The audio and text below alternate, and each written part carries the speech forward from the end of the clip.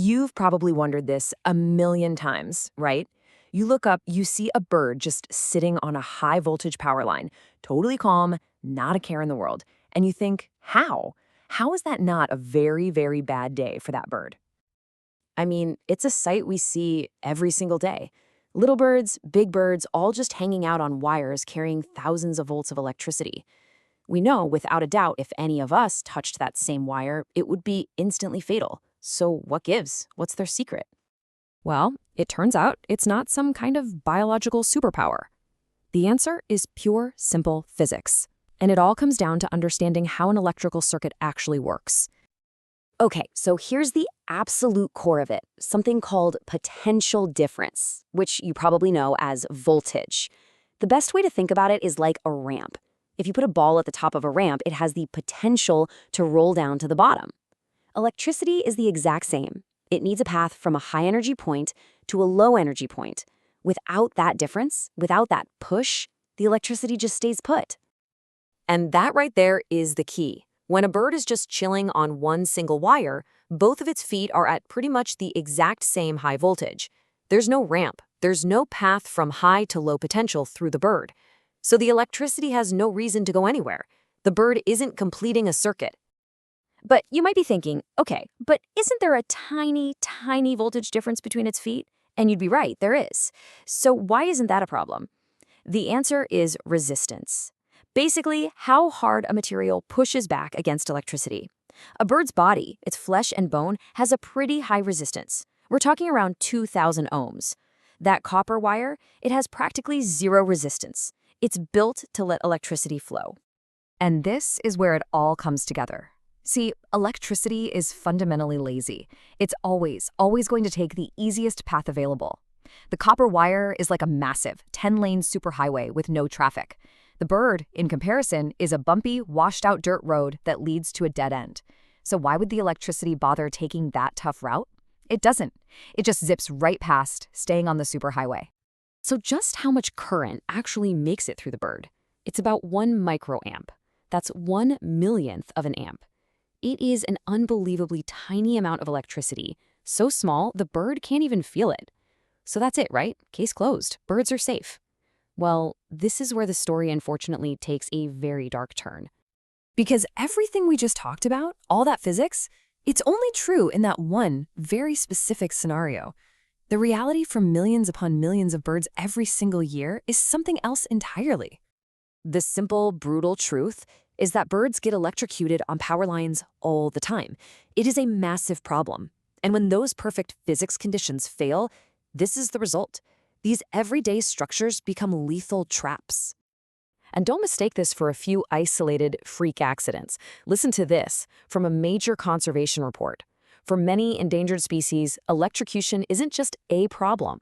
It is the single biggest cause of death. Think about that.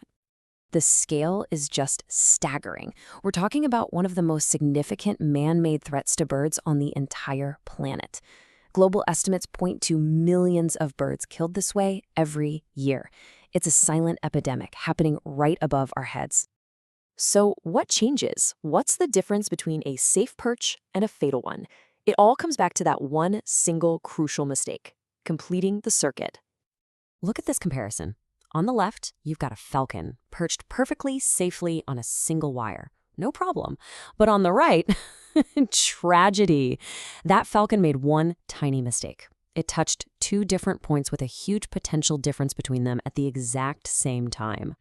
So let's be crystal clear about this. The danger was never about just touching a wire.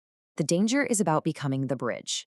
It's about your body creating a brand new path for that electricity to take.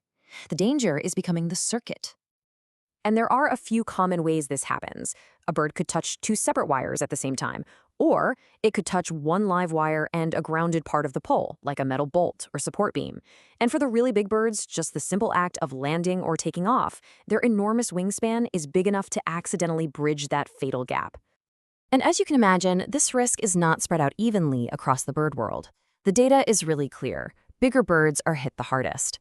For birds like storks, eagles, hawks, and vultures, electrocution isn't just some random danger. It's listed as a high to major factor threatening their entire populations. Just look at the incredible golden eagle. That massive wingspan that makes it such a majestic hunter is the very thing that becomes its greatest weakness around these power poles. For species like this, our modern electrical grid is like a minefield. But here's the good news. This story does not have to end this way. This is a problem we created, and that means it's a problem we can solve. Because at the end of the day, this isn't some force of nature we're helpless against. It's an engineering challenge. And engineering challenges have engineering solutions. And experts have a pretty clear three-part plan. First, we can insulate the dangerous parts, basically covering the exposed wires and hardware on old poles.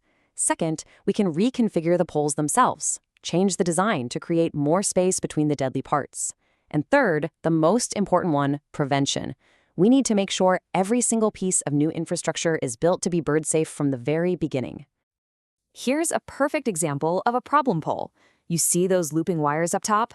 Those are called jumper wires, and they create a perfect trap. It puts all these different voltage points way too close together. A large bird trying to perch here is in serious trouble. And here, this is what the solution looks like. You can see a worker right there actively reconfiguring the hardware. They're moving things around, adding safer equipment, and creating more space. These changes can completely eliminate the risk. It's a solvable problem. So the next time you look up and see that bird on a wire, you'll know the whole story. It's more than just a neat little physics lesson. For millions of birds, it is a daily, high-stakes tightrope walk. And the difference between a safe place to rest and a deadly trap, it all comes down to design.